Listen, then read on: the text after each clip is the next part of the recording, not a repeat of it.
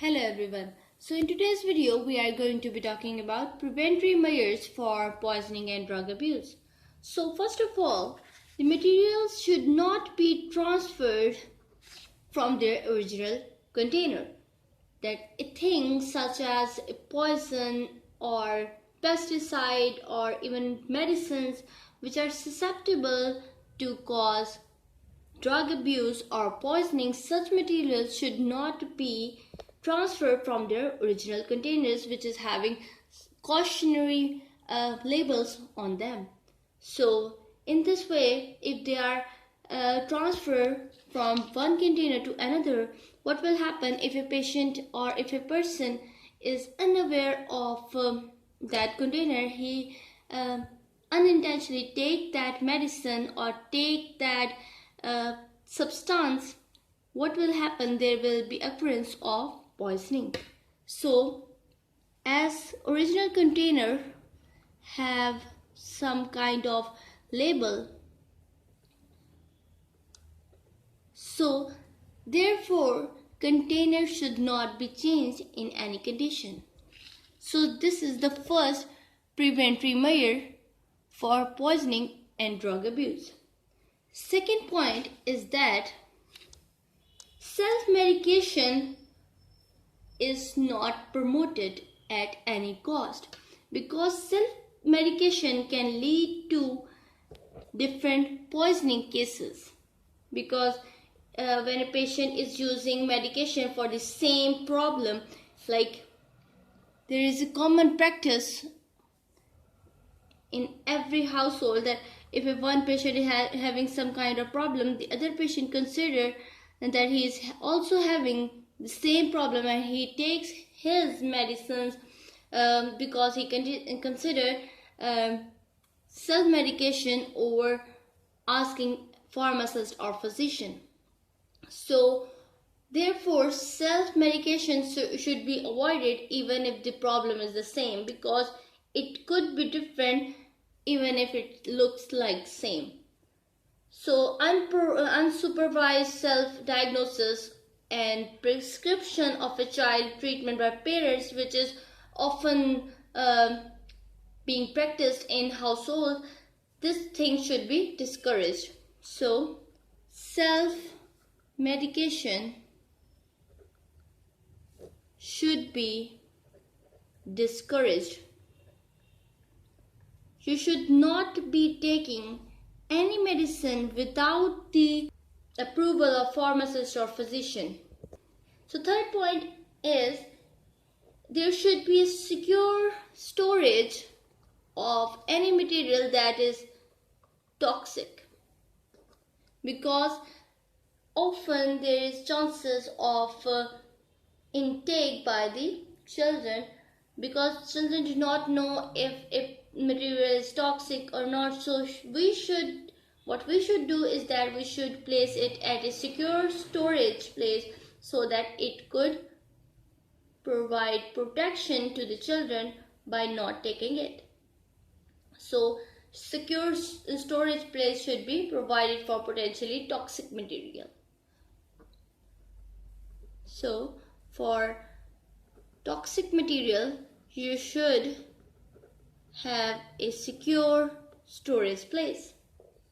So number fourth point is, whenever you use some toxic material such as pesticide or insecticide or any other material, you should return that toxic material immediately back into that secure storage place after using it. Because if you do not return it back to that place, there is chances that children can intake it by mistake, and as they have some sort of curiosity for trying new material, tasting new thing, they can intake this material and poisoning and drug abuse can occur immediately. So you should return toxic material immediately after use.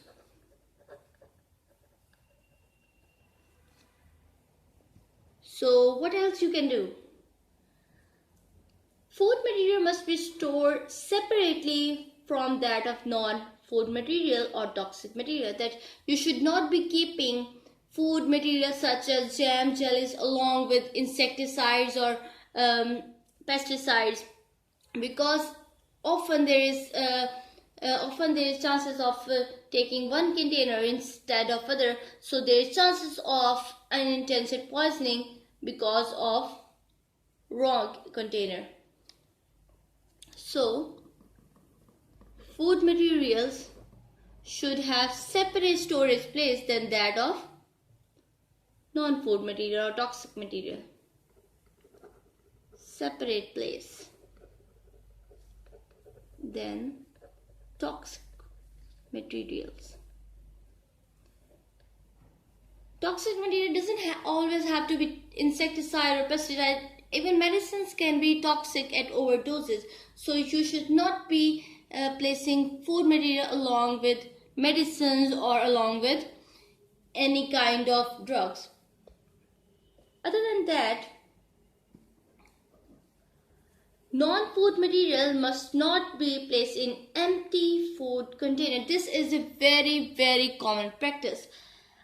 It is often observed that people or housewives often use empty food container for placing or for non-food materials. So what they do is that they take the empty food container and they put non-food materials such as oil or some kind of spray solution or anything like that into food container, because they do not have a separate container, so they actually utilize the food container for this purpose. But what actually happened, or what is the consequences of this thing, is that when a child is saying that there is a food container, he will eventually be attracted to that food container, but he does not know that that food container actually do not contain any food material. But it contain actually it actually contain a poisonous material. So what will happen, that there will be case of poisoning. So empty food material container should not be used for non-food material. All of these things are actually focusing on children, because children are unaware of the consequences of taking anything like that, and they do not know what will happen after they take this thing. So the next point is poisoning material should be identified accurately.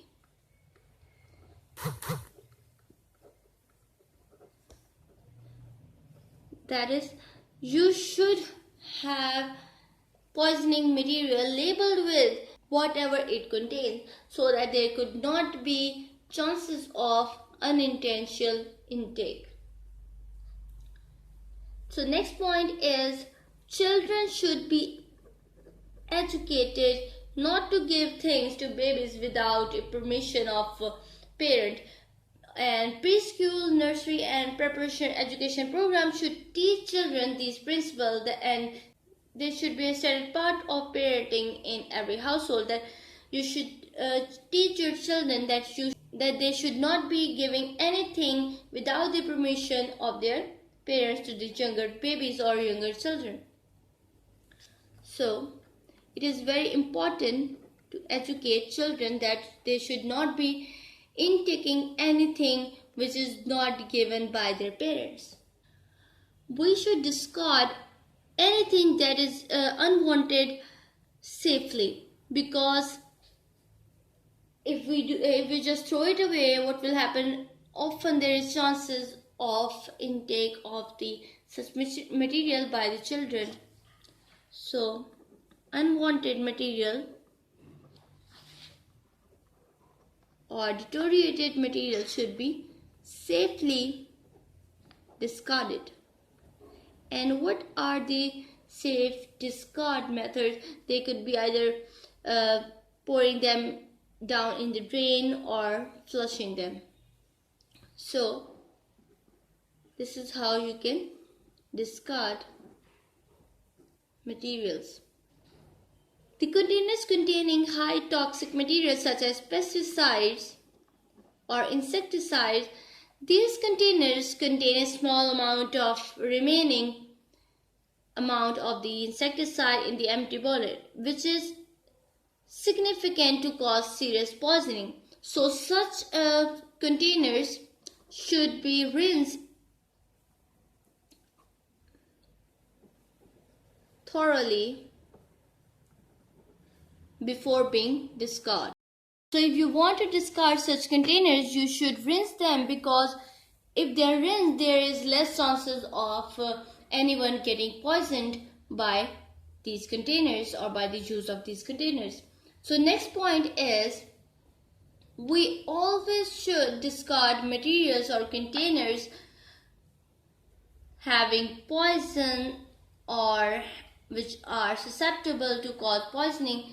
Such materials should be disposed of in closed refuse container as far from normal access by the children as possible.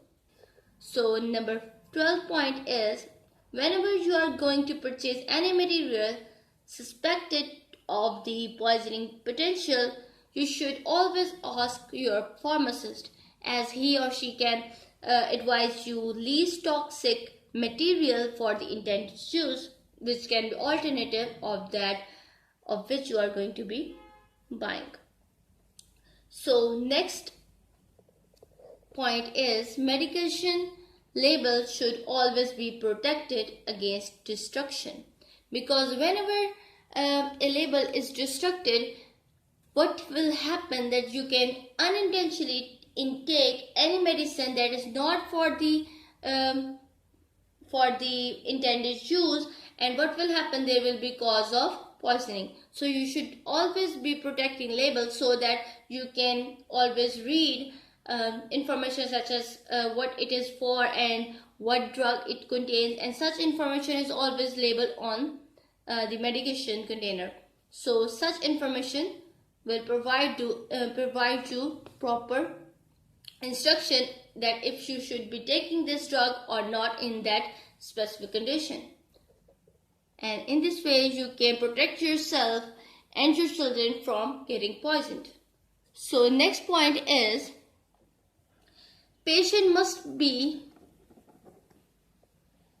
cautious to read and follow labels.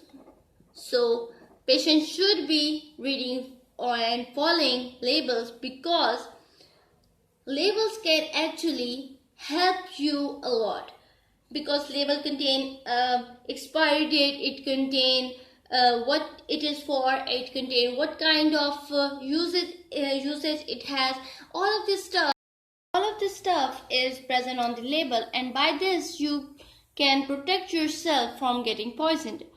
Other than that, you should never be taking medicine in the dark, because in dark again you can be poisoning yourself unintentionally, because you can unintentionally take any other medicine without knowing what drug it contains, and in this way there will be intoxication.